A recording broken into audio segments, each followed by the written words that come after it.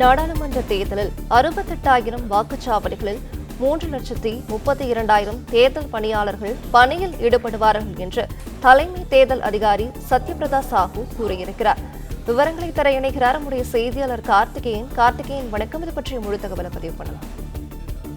நாடாளுமன்ற தேர்தல் தேதியானது விரைவில் அறிவிக்கப்பட இருக்கிறது. இந்த சூழ்நிலையில் தேர்தலில் பாதுகாப்பு பணியில் ஈடுபடக்கூடிய துணை ராணுவ படையினர் தமிழகம் வந்திருக்கிறார்கள். இந்த நிலையில்தான் 68,000 வாக்குச்சாவடி மையங்கள் அமைக்கப்பட இருப்பதாக சத்யபிரதா சாஹூ அவர்கள் தெரிவித்திருக்கிறார். அதே நேரத்தில் தேர்தலில் ஈடுபடக்கூடிய அந்த பணியாளர்கள், தேர்தல் பணியாளர்கள் என்று பார்க்கும்பொழுது 3,32,000 பணியாளர்கள் தேர்தல் பணியில் ஈடுபடுத்தப்பட இருப்பதாகவும் அவர் தெரிவித்திருக்கிறார்.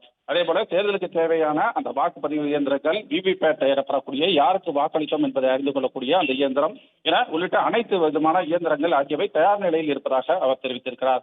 இந்த 68,000 வாக்குச்சாவடிகள் எந்தெந்த வாக்குச்சாவடிகள் என்பதை ஏற்கனவே கணக்கீடு செய்திருப்பதாகவும், இதில் பதட்டமான வாக்குச்சாவடிகள் எவை என்பதற்கு கூடுதலாக துணை ராணுவ படையினர் அந்த பகுதியில் பாதுகாப்பு ஈடுபடுத்துவதற்கும் விவரங்களுக்கு நன்றி கார்த்திகேயன்.